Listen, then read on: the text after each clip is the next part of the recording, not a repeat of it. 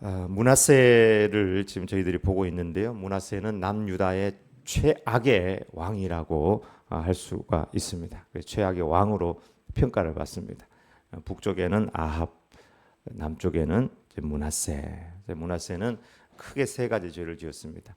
우상 숭배하였습니다. 그 우상 숭배의 끝은 몰렉 제사를 드리는데, 그 몰렉 제사로 온 백성이 다 몰렉 제사에 참여하는 그런 일들이 있었고, 그 다음에 하나님의 성전 안에다가 다른 제단을 쌓아놓는 거예요. 이런 성신에게 드릴 제단을 쌓는 이런 종교 혼합주의에 빠졌고, 그 다음에 자기에게 반대하는 수많은 백성들을 죽이는 악한 일을 저질렀습니다. 그래서 이렇게 함으로 말미암아 지도자가 이런 생각과 이런 정책을 펴니까 백성들이 죄를 짓는데, 성경에는 그 땅에 거했던 그 이전에 죄악으로 멸망했던 가나안 7족속보다 더 많은 죄를 지었다, 이렇게 기록하고 있었습니다. 그렇다면 이런 왕은 하나님의 징계를 받아가지고 일찍 죽어야 되는데, 이 히스기야 므낫세는, 남쪽 왕 최악의 왕 므낫세는 최악의 왕인 동시에 남쪽 왕 중에 최장수 왕으로 그렇게 기록되는 아이러니한 사실을 이제 발견하게 됩니다. 때로 악한 자가 오래 사는 경우가 있습니다. 아합도, 북쪽의 아합도 보면 22년간 통치하면서 장수하였고요. 여로보암 2세도 북쪽에 상당히 악한 왕으로 평가가 되는데 41년간 통치했던 것을 보게 됩니다. 짐바브웨의 초대 대통령이었던 무가베라는 대통령이 있는데, 이 사람은 초기에는 영국으로부터 독립하기 위해서 열심히 싸웠지만 대통령 되고 난 다음에 자기 반대파들 막 다 제거하고 축출하고 독재자로 이름을 날렸고, 자기보다 어린, 몇 살 어린 부인이 있었냐면 41살 어린 부인이 있었는데, 그 41살 어린 부인한테 자기 정권을 물려주려고 하다가 쿠데타를 자초했던 독재자로 이렇게 평가를 받는데, 이 악당 같은 사람이 얼마나 살았느냐? 95세까지 장수하였습니다. 95세까지 독재하면서 하고 싶은 대로 다 하고 했는데 95세까지 장수의 축복을 받은 것이죠. 인생이라는 것은 한 방향 혹은 하나의 관점에서만 다 볼 수 없다, 이렇게 생각합니다. 하나님 살아계시냐 하면서, 저 사람은 내가 보기에 악한 사람인데, 저 사람은 선한 사람인데 왜 저렇게 고난을 당하는가, 저 사람은 악한 사람인데 왜 이렇게 잘 풀리는 것 같은가, 이렇게 우리가 생각할 때가 있습니다. 그래서 우리 인생이라는 것은 한 방향 혹은 하나의 관점에서만 다 해석할 수가 없고, 또 우리가 그 사람의 이면, 다른 측면이 있다는 것도 다 알 수가 없는 것입니다. 악한 왕이, 최장수 왕이 어떻게 되었을까? 특별히 그가 건강 체질이었고, 입맛이 좋고, 술 담배 안 하고, 일찍 자고 일찍 일어나고, 건강한 체질의 어떤 습관을 가지고 있었다. 스트레스 오르면 다 날려버리고, 그런 건 놔두고 한 영적인 관점에서 한번 살펴보기를 원합니다.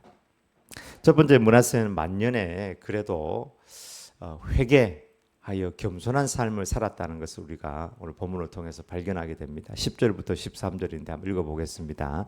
여호와께서 므낫세와 그의 백성에게 이르셨으나 그들이 듣지 아니하므로 여호와께서 아수르 왕의 군대 지휘관들이 와서 치게 하심에 그들이 므낫세를 사로잡고 쇠사슬로 결박하여 바벨론으로 끌고 간지라. 그가 환난을 당하여 그의 하나님 여호와께 간구하고 그의 조상들의 하나님 앞에 크게 겸손하여 기도하였으므로 하나님이 그의 기도를 받으시며 그의 간구를 들으시사 그가 예루살렘에 돌아와서 다시 왕 위에 앉게 하심에 므낫세가 그제서야 여호와께서 하나님이신 줄을 알았더라. 그래서 요 구절을 우리가 역대하에만 나와 있는 이제 구절인데요. 우리가 지난 시간에 본 그 열왕기 하에는 요 말씀이 안 나오고 역대하에만 이제 나와 있는데 마치 므낫세가 다시 한번 제2의 인생을 사는 것 같은 그런 구절이라고 볼 수 있습니다. 하나님은 누구라도 회개하면 다 받아주세요. 회개하면 용서해 주시는 하나님. 이게 하나님의 장점이자 또 단점이기도 한 것이라고 볼 수 있는 것은 그 요나가 하나님께서 니느웨에 가가지고 회개하라고 명령을 내린 거죠. 40일이 지나면 이 성이 이제 멸망할 거다. 근데 요나는 알았던 거예요. 하나님은 회개하면 용서해 주시는 하나님입니다. 니느웨처럼 악한 자라도 두 손 들고 나오면 용서해 주실 하나님. 우리는 용서를 못 하겠어. 얼마나 니느웨가 악한지 막 사람을 잡아가지고 굴비 엮듯이 엮어가지고 막 끌고 가고 사람들 다 자기 나라로 끌고 가고 자기 나라 사람들이 이쪽에 와서 심고 악한 정책을 펴고 아수르만큼 악한 나라가 없는데 저 나라도 하나님께서 회개하라고 해가지고 회개하면 용서해 줄 걸 아니까 그걸 이제 요나가 이야기하잖아요. 하나님 내 이럴 줄 알았잖아요. 회개하면 용서해 줄 줄 알았잖아요. 하면서 그래가지고 내가 안 간다고 그런 거라고. 이 하나님의 장점이죠. 요나 입장에서는 단점이었던 거예요. 내가 미워하는 사람도 회개하면은 하나님 용서해 주거든. 하나님 나만 용서해 주면 되는데 저 사람도 저 못된 사람도 저 니느웨 사람도 저 므낫세 같은 사람도 하나님 용서해 주십니까? 여러분 하나님은 용서의 하나님입니다. 십자가는 한마디로 용서입니다. 용서. 악한 므낫세를 하나님께서 아수르의 손에 맡겼습니다. 아수르가 인정사정 볼 것 없이 막 그 땅을 헤집고 왕을 잡아가지고 쇠사슬에 결박을 해서 바벨론으로 끌고 갔다. 아수르로 끌고 가야 되는데 바벨론으로 끌고 갔다 이렇게 돼 있는데 저 때는 아수르가 강한 나라여가지고 바벨론조차도 아수르 이렇게 밑에 있을 그때예요. 그래서 므낫세를 잡아가지고 아수르로 끌고 가지 않고 그냥 바벨론으로 이렇게 내보냈다 이렇게 해석할 수 있습니다. 그래서 아수르로 바벨론으로 이제 던져가지고 진탕 고생을 했다라고 이렇게 할 수 있습니다. 근데 성경 그가 이런 큰 환난을 당하고는 크게 겸손하여라고 이렇게 나옵니다. 크게 겸손하여. 근데 크게 겸손했다는 말이 성경에 어디에도 안 나오거든. 보통 겸손한 게 아니라 크게 겸손했다. 여러분 회개는 크게 겸손해지는 것입니다. 작은 겸손은 한 번의 겸손은 가능한데 큰 겸손, 지속하는 겸손은 힘이 드는 것입니다. 회개라는 말의 히브리어는 슈브라는 말이고 헬라어는 메타노이아라는 이 말인데 이것은 생각과 행동의 변화를 의미합니다. 생각과 행동의 변화, 돌이킴.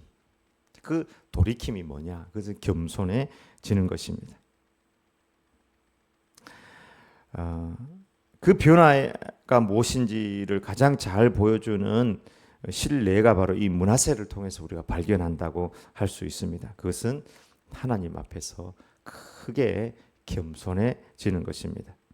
므낫세는 어린 시절 12살의 왕이 되어서 하나님도 없고 사람도 보이지 않고 자기 마음대로 행동했습니다. 사무엘하 지난 시간에 보았던 것처럼 무죄한 자의 피를 예루살렘 이쪽에서 저쪽 끝까지 가득하게 할 정도로 자기 마음에 들지 않으면 사람들을 막 죽였던 그런 사람이었습니다. 그런데 그가 겸손해졌습니다. 겸손은 예수님의 마음입니다. 빌립보서 우리가 기억하는 것처럼 너희 안에 이 마음을 품으라 곧 그리스도 예수의 마음이니 그는 근본 본체 하나님과 동등된 분이시나 하나님과 동등됨을 취할 것으로 여기지 아니하시고 오히려 자기를 비워 종의 형체를 가지사 사람들과 같이 되셨고 사람의 모양으로 나타나사 자기를 낮추시고 죽기까지 복종하셨으니 곧 십자가에 죽으심이라. 예수님을 따르면 따를수록 예수님을 닮아가면 닮아갈수록 어떻게 변화되느냐? 겸손해진다는 거예요. 그리고 십자가를 지는 삶을 살아요. 반대로 교만한 사람은 사탄의 마음을 가지게 되는데요. 사탄은 회개 없는 마음입니다. 사탄을 다르게 표현하면 저렇게 표현할 수 있을 것 같아요. 사탄도 원래 천사였거든요.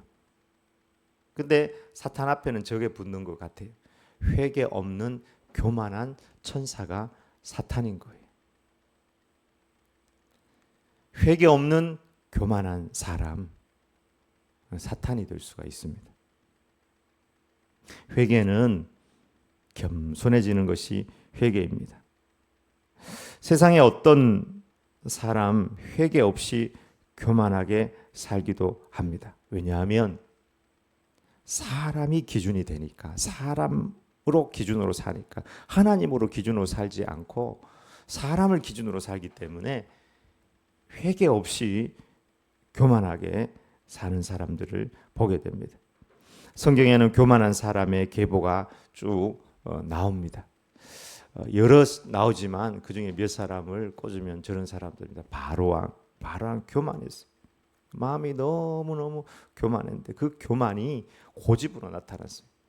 바로는 그 시대의 신과 같은 존재, 파라오, 신의 아들이라는 호칭을 받았으니까요. 근데 하나님께서 책망해도 다 그 교만이 고집으로 나타났습니다. 고라와 그 무리들 모세를 저항했습니다. 하나님께서 너에게만 이야기하냐, 너에게만 나타나냐, 너만 하나님의 종이냐, 우리도 하나님의 종이다, 이렇게 이야기하면서 고라와 그 무리들이 모세에게 저항을 했습니다. 하나님께서 땅을 벌려가지고 그 교만한 자들을 삼켜버렸습니다. 느부갓네살 왕, 자기가 가장 높다고 착각했습니다. 내가 능력과 권세로 건설하여 나의 도성을 삼고 이것으로 내 위엄을 나타낸 것이다. 수많은 나라 백성들 다 내 것이라고 생각했어요. 그러나 하나님께서 그를 쳤습니다. 들짐승처럼 정신이 나가서 소처럼 풀을 먹고 몸은 이슬에 젖고 머리털은 독수리처럼 되고 손톱 발톱도 깎지 않아 새 발톱처럼 되었다. 그렇게 되어 있습니다. 교만의 결과였습니다. 헤롯 아그리파 1세 사도행전 12장에 나오는데요. 사람들이 막 그 사람을 막 높였습니다. 그 사람이 이야기하니까 이것은 신의 소리다 했는데 하나님 앞에 영광을 돌리지 아니하고 자기가 그 영광을 다 받아 누렸습니다.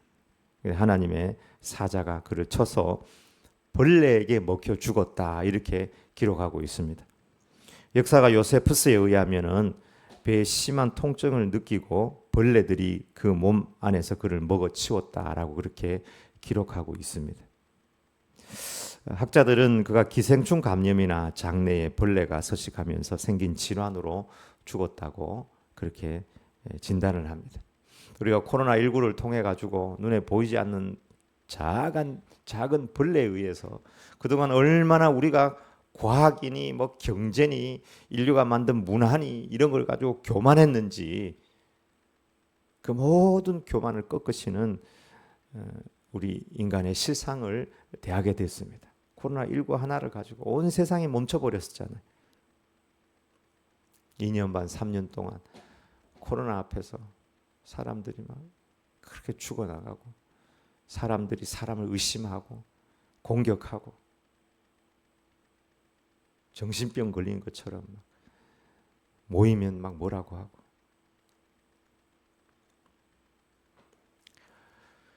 서기관과 바리새인들 왜 예수님을 죽입니까? 교만해서 죽인 거예요. 교만해서. 에스더서에 나오는 하만, 교만해가지고 히브리 민족 전체를 죽이려고 하다가 그가 죽었던 것을 보게 됩니다. 여러분, 교만의 계보를 따르면 안 됩니다. 교만의 계보를 따르면 죽습니다. 이들은 영적으로 볼 때에는 굉장히 어둡다 이렇게 표현할 수가 있습니다. 영적으로. 왜냐하면 자기 중심적인 생각이 너무 강해가지고 자신들의 죄를 깨닫지 못해요. 자기 중심이 너무 강해가지고 죄를 깨닫지 못한다. 그러니까 그 영적으로 교만하다 이렇게 표현할 수가 있습니다. 그리고 어둡다 이렇게 표현하는 거. 그래서 가장 캄캄한 사람이 교만한 사람이에요. 자기 행동을 합리화하고 회개의 길로 나가지 못하고 짙은 어둠이 그에게 임해 있습니다. 그것이 교만입니다. 상상은 하지 말고 세상에 그런 사람들이 있어요. 정치인 중에도 있고 경제인 중에도 있고 짙은 어두움이 그에게 임해가지고 자기 자신을 돌아볼 생각을 못해요. 그래서 이 세상의 것이 다인 줄 알고 살다가 그냥 가요. 어리석은 삶을 사는 것입니다. 하나님이 보이지 않습니다. 사탄의 역사는 회개가 없고 교만한 역사를 이루지만 반대로 성령님께서 역사하시면 회개와 겸손의 역사를 이룹니다. 성령 충만은 뭐냐 하면은 나 자신을 돌아보며 회개하는 것입니다. 그래서 그리스도를 본받아 토마스 아켄피스 책에 보면 그런 얘기가 나와요. 매일 회개하고 매일 울으라는 얘기가 나옵니다. 어떻게 그렇게 할 수 있냐? 하나님 앞에서 우리가 서면 그렇게 할 수 있다는 거예요. 하나님 앞에서. 자꾸 사람들을 바라보니까 교만해지는 거예요. 내가 네보다 좀 낫다. 하나님 앞에 서니까 평생 울 수밖에 없고 내가 얼마나 비천한 존재인지 깨닫다 된다는 것이죠. 그래서 매일 하나님 앞에 나아가라. 므낫세처럼 악한 사람도 하나님께서 딱 손을 보니까 이 사람이 세 가지가 이렇게 딱 변하게 되었습니다. 첫 번째, 그 전에 막 기도 한 번도 안 해봤는데 기도를 하는 거예요. 쇠사슬에 결박을 해가지고 막 바벨론 끌고 가지고 처박아가지고 고난을 당하게 하니까 하나님 앞에 부르짖고 기도하는 거예요. 그렇게 하면서 두 번째는, 첫 번째는 기도하게 되었고 두 번째는 크게 겸손하게 되었고 세 번째는 여호와께서 하나님인 것을 인정하게 되었다. 기도가 없고 겸손이 없고 하나님이 없는 사람은 조심해야 됩니다. 평소에 기도 안 하고 교만하고 자기 자신을 돌아보지 못해요. 절대로 자기 자신을 돌아보지 못해요. 하나님을 보지 못하니까. 하나님 인정도 안 하고. 그러면 므낫세의 길을 가는 거예요. 하나님께서 딱 손을 보면 저렇게 변해요. 자기도 모르게 기도해요. 그리고 크게 겸손하게 돼요. 보통 겸손이 아니라 진짜 겸손, 큰 겸손. 그다음 하나님을 인정하게 돼요. 성경에 그대로 나오는 말씀드립니다. 기도하고 겸손하고 하나님을 인정하는 삶을 살기를 권면합니다. 지혜자는 타산지석의 마음을 가지는 사람들입니다. 꼭 우리가 꽁꽁 묶여가지고 바벨론으로 끌려가가지고 고통을 당해야지만 이렇게 기도하고 겸손하고 하나님을 인정하는 삶을 살 것이 아니라 므낫세가 당한 그 일을 보면서 나도 하나님 앞에 범사에 기도하고 겸손하고 하나님 인정하는 삶을 살아야 되겠다. 그 마음을 가지면 그 시련을 안 당해도 되는 것입니다. 탤런트 송채환 씨, 이분이 이제 예수님을 잘 믿는 분으로 거듭나셨더라고요. 근데 이분 간증을 들어보니까 돈 벌고 출세하면 하나님 위해 살 것 같고 교회에서는 하나님이 최고인 척, 겉으로는 최고인 척 지냈지만 속으로는 아니었다는 거예요. 언제나 속으로는 물질이 최고였다는 거예요. 하나님께서 그게 딱 손을 대가지고 하루아침에 딱 망하고 무너지니까 그제서야 진짜로 하나님께로 돌아왔다는 것이죠. 그전에는 교회 다니면서 자기가 믿는 구석은 따로 있었다는 거예요. 하나님이 최고인 척 한 거지 진짜 하나님을 하나님으로 모시고 그분 앞에 기도하고 크게 겸손함으로 따라가지 못했는데 하나님께서 딱 손을 보니까 바뀌었다. 이렇게 이야기하였습니다. 그런 의미에서 보면 시련을 통해서 우리가 하나님께 돌아가고 기도하고 겸손해질 수 있다면 어떤 시련이라도 그 시련은 우리에게 값어치가 있는 것으로 그렇게 오고 헛되지 아니할 것입니다. 겸손은 우리를 향한 하나님의 뜻입니다. 사람아 주께서 선한 것이 무엇임을 내게 보이셨나니 여호와께서 내게 구하시는 것은 오직 정의를 행하며 인자를 사랑하며 겸손하게 하나님과 함께 행하는 것이 아니냐. 우리가 하나님을 위해서 뭔가 굉장히 위대한 일 막 롯데월드 타워 저런 거 만들어 가지고 하나님 앞에 올려드려도 하나님 입장에서는 이건 뭐 롯데월드 타워 콜라병만도 못한 아무것도 아닌 거예요. 하나님께서 정말 원하는 것은 정의를 행하며 인자를 사랑하며 겸손하게 하나님과 동행하는 삶을 사는 것이 하나님의 뜻이라는 거예요. 또 잠언 22장 4절에 겸손과 여호와를 경외함의 보상은 여호와를 경외하는 것 앞에 먼저 겸손이 딱 들어가 있어요. 하나님을 섬기는 하나님의 백성에게 우선순위가 겸손인 거예요. 겸손과 여호와를 경외함의 보상은 재물과 영광과 생명이니라. 예수님께서 하신 말씀입니다. 나는 마음이 온유하고 겸손하니 나의 멍에를 메고 내게 배우라. 그리하면 너희 마음이 쉼을 얻으리니. 예수님께서 내가 겸손하다 이야기했으니까 교만한 거 아니냐. 근데 예수님은 항상 하나님 앞에서 사셨습니다. 겸손한 삶을 사신 것이죠. 예수님의 마음은 온유하고 겸손한 마음. 그 마음 가운데 참 쉼과 안식이 있다는 것이죠. 휴가를 가고 어디를 간다고 해가지고 거기에 참 쉼과 안식이 있는 것이 아니라 겸손하고 온유한 마음에 쉼이 있는 것입니다. 예수님은 겸손하시다고 하셨습니다. 겸손은 하나님 앞에서 나를 발견하는 것입니다. 내가 얼마나 하나님 앞에서 큰 죄인인가, 내가 얼마나 하나님을 떠나 있는 비참한 존재인가를 발견하는 것입니다. 여러분 날마다 하나님 앞에서 나의 연약한 모습들을 발견하고 나아가시기를 바랍니다. 그러므로 겸손이라는 것은 우리 자신의 위치를 인식하는 것이고 하나님을 높이는 것이며 다른 사람을 존중히 여기고 하나님의 말씀에 순종하는 것입니다. 영국의 그 간호사 나이팅게일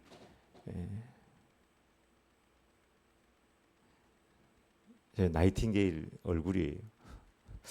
우리가 알고 있었던 천사 나이팅게일하고 조금 다른 것 같은데 그 중에 또 예쁜 걸 제가 좀 뽑아가지고 이렇게 했는데 얼굴이 예쁘다고 예쁜 게 아니고 마음이 예쁘고 행동이 예뻐야 예쁜 거죠. 저 여인의 별명이 있었는데 빛 같은 여인, The Lady with the Lamp. 전쟁의 현장에서 천사처럼 사람들을 돌봤다 그래요. 아픈 사람들을 몸 헌신을 다 해서.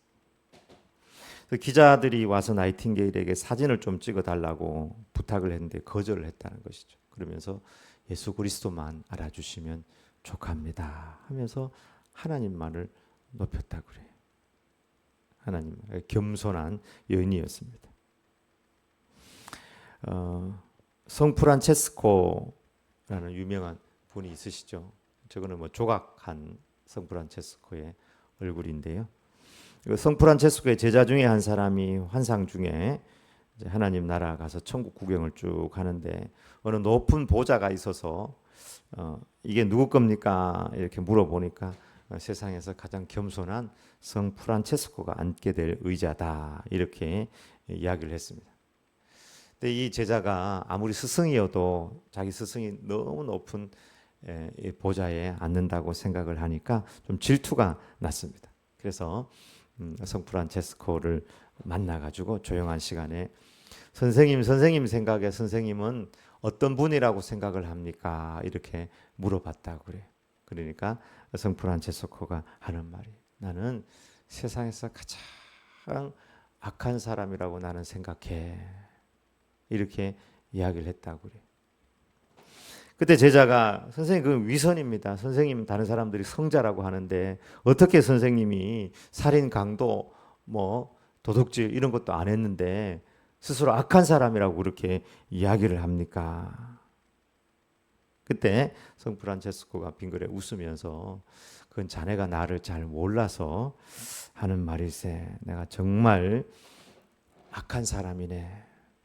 하나님께서 나에게 큰 은혜를 주어서 그 은혜로 내가 이렇게 있는 것이지, 만약에 하나님께서 주신 그 큰 은혜를 자네나 다른 사람들이 받았다면 나보다 더 훌륭한 사람이 되었을 것일세.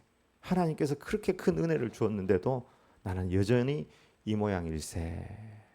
모든 것이 하나님의 은혜일세 하면서 자기는 악한 사람이고 온전히 하나님의 은혜만을 그렇게 높였다고 합니다. 그때 제자가 이분이 참 겸손한 사람이구나 하면서 그 겸손 앞에 무릎을 꿇었다고 합니다. 여러분, 세상에 가장 높은 사람은 세상에서 가장 자기를 낮추는 사람, 겸손한 사람. 그가 약한 사람 같고 낮은 사람 같지만 그런 높은 사람이고 강한 사람이고, 그 사람에게 하나님께서 은혜를 부어주시고, 그는 하나님의 십자가 은혜만을 또 요구하는 그런 마음을 가지고 있는 사람일 것입니다. 자신의 죄를 깊이 깨닫는 사람이 겸손한 사람입니다. 므낫세는 고난을 통해서 겸손해졌습니다. 므낫세가 겸손해졌지만 그러나 그가 뿌린 씨앗은 그가 거두어야 했습니다. 17절을 보니까 백성이 그의 하나님 여호와께만 제사를 드렸으나 아직도 산당에서 제사를 드렸더라. 그 전에 막 우상 숭배하고 산당 제사한 것, 그걸 뿌리를 뽑을 수가 없어요. 자기 나름대로는 또 회개하고 우상 숭배하지 마라 했지만 여전히 산당 제사를 드리고 있었습니다. 회개하면 하나님께서 그 사람은 받아주시지만 그가 뿌린 것은 그가 거두어야 되는 것입니다. 다윗이 우리아를 죽이고 바세바를 범하고 악한 짓을 했습니다. 나단 선지자를 통해 가지고 지적을 받고 그가 정말 식음을 전폐하면서 하나님 앞에서 통곡하며 회개하였을 때 그 회개를 받고 다윗은 하나님께서 받아주셨습니다. 그러면 그가 과거에 지은 죄, 그가 뿌린 것에 그냥 끝났냐? 아닙니다. 그가 뿌린 것에 대해서는 다윗이 거두어야 됐습니다.